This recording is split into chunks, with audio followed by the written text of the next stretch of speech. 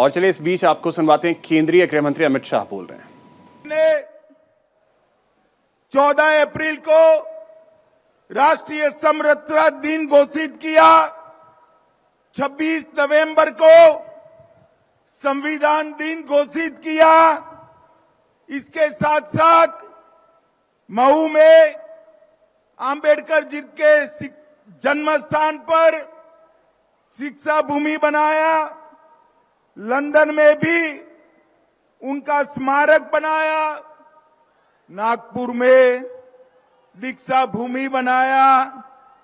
दिल्ली में महापरिनिर्वाण भूमि बनाया और मुंबई में चैत्य भूमि बनाकर अंबेडकर जी के 5 तीर्थ बनाने का काम किया। और मोदी जी ने ही देश में पहली बार गरीब घर की संथाली आदिवासी बहन द्रौपदी मुर्मू को महामहिम द्रौपदी मुर्मू राष्ट्रपति बनाने का सम्मान दिया। देश में पहली बार आदिवासी महिला को राष्ट्रपति बनाने का काम हमारे नरेंद्र मोदी जी ने किया है। मित्रों, विधानसभा चुनाव में बंगाल की इस महान जनता ने हमें 77 सीट दिए हैं। भारतीय जनता पार्टी के लिए ये बहुत बड़ी जिम्मेदारी।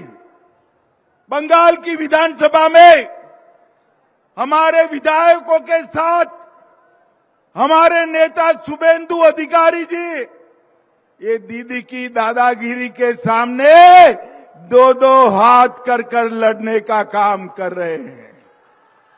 दीदी के भ्रष्टाचार को खुला करने का काम कर रहे हैं। और भारतीय जनता पार्टी बंगाल जो संघर्ष कर रही है, इसी के कारण एक गौ तस्करी करने वाले आप ही के यहां के नेता को जेल के सलाखों के पीछे जाना पड़ा है। माताओं, भाइयों, बहनों, आपने 77 सीटों के साथ हमें 38% वोट दिया। मैं आज बंगाल की जनता को कहने आया हूं, 2024 के चुनाव में बाकी की कसर पूरी कर दीजिए। बंगाल में 35 से ज्यादा सीटें भारतीय जनता पार्टी को देकर मोदी जी को प्रधानमंत्री बनाइए। मुझे बताओ वीरभूम वालों, बंगाल में 35 से ज्यादा सीटें कमल की दोगे क्या? जोर से बोलिए, देंगे क्या? मोदी जी को फिर से प्रधानमंत्री बनाएंगे क्या? ये दीदी और भतीजा का जो जुर्म है ना जुर्म? जोर से बोलो, है ना जुर्म? ये जुर्म को हटाने का एकमात्र रास्ता भारतीय जनता पार्टी है। ये बंगाल को संतरास से मुक्त करने का एकमात्र रास्ता भारतीय जनता पार्टी है। बंगाल में घुसपैठ चाहते हैं आप? चाहते हैं भैया? घुसपैठ चाहते हैं? घुसपैठ रोकने का एकमात्र रास्ता भारतीय जनता पार्टी है। बंगाल के अंदर गौ तस्करी चाहते हैं आप लोग? चाहते हैं? असम के अंदर घुसपैठ भी रुक गई, गौ तस्करी भी रुक गई, क्योंकि असम में भारतीय जनता पार्टी की सरकार बनी। 24 में 35 सीट दीजिए, मैं बताता हूं 25 की जरूरत नहीं पड़ेगी। 25 के पहले ही ममता दीदी की सरकार कड़ड़ भूस हो जाएगी। और मित्रों, एक बार बंगाल में कमल खिलाइए, ना बम धमाके होंगे, ना रामनवमी पर हमले होंगे, ना अत्याचार होगा, ना घुसपैठ होगी, ना गौ की तस्करी होगी। बंगाल के अंदर जिस प्रकार का भ्रष्टाचार चल रहा है, वो भ्रष्टाचार मिटाने का एकमात्र रास्ता भारतीय जनता पार्टी। माताओं, भाइयों, बहनों, अभी रामनवमी के जुलूसों पर रिसरा और हावड़ा में हमला हुआ। मैं पूछना चाहता हूं, बंगाल के अंदर रामनवमी का जुलूस निकलना चाहिए या नहीं निकलना चाहिए? जोर से बोलिए, निकलना चाहिए या नहीं निकलना चाहिए? अगर रामनवमी का जुलूस शांति से बंगाल में नहीं निकलेगा तो कैसे चलेगा? मगर तृणमूल कांग्रेस की तुष्टीकरण की राजनीति के कारण ये हिम्मत बढ़ी है। मैं आपको विश्वास दिलाता हूं, एक बार बंगाल लोकसभा चुनाव में मोदी जी को 35 सीट दे, यहां भाजपा सरकार बनाए, किसी की भी मजाल नहीं है बंगाल में रामनवमी के जुलूस पर हमला करने की। किसी की हिम्मत नहीं होगी।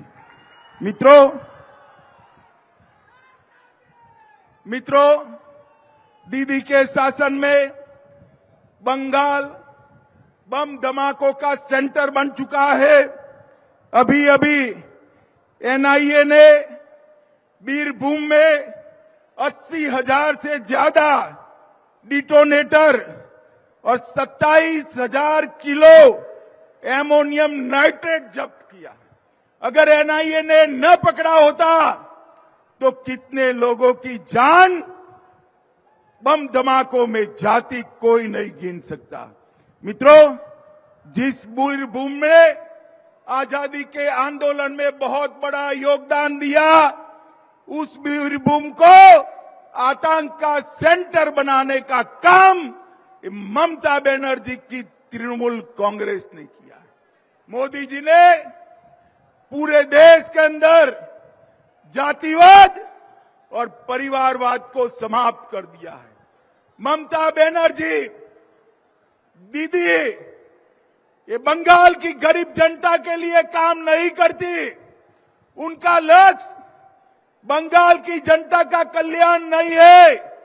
उनका एकमात्र लक्ष्य अपने भतीजे को मुख्यमंत्री बनाना है।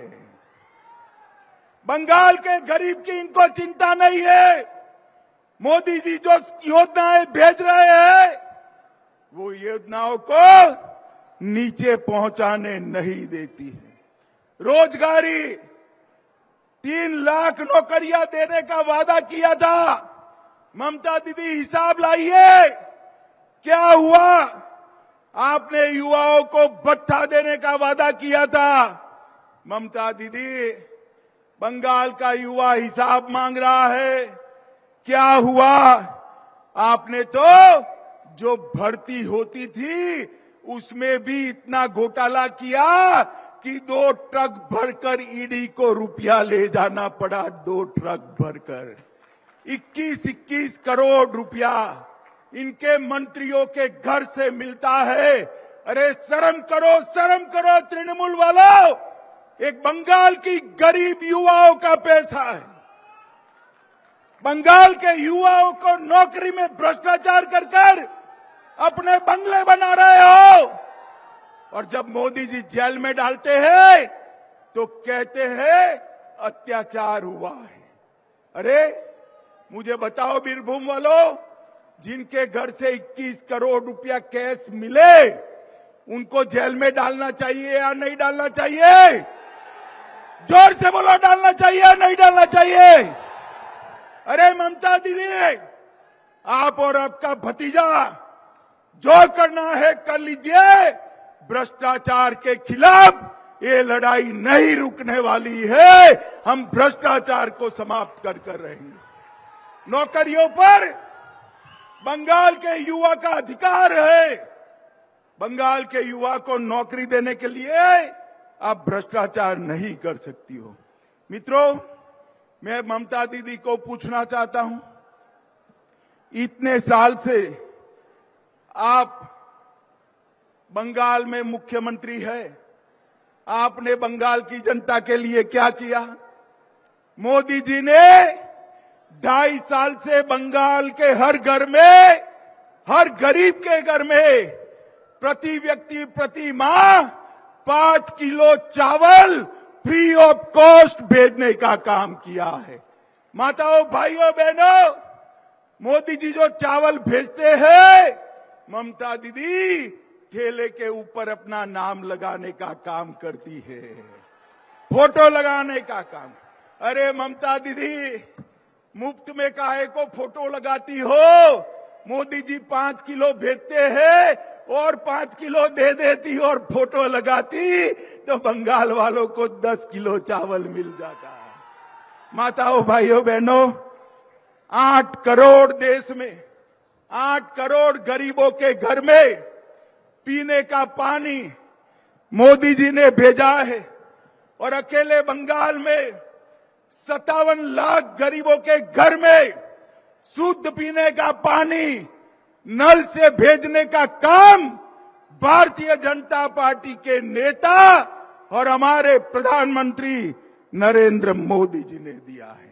पहले सिर्फ 50,000 घर में था, अब 57 लाख घरों में पीने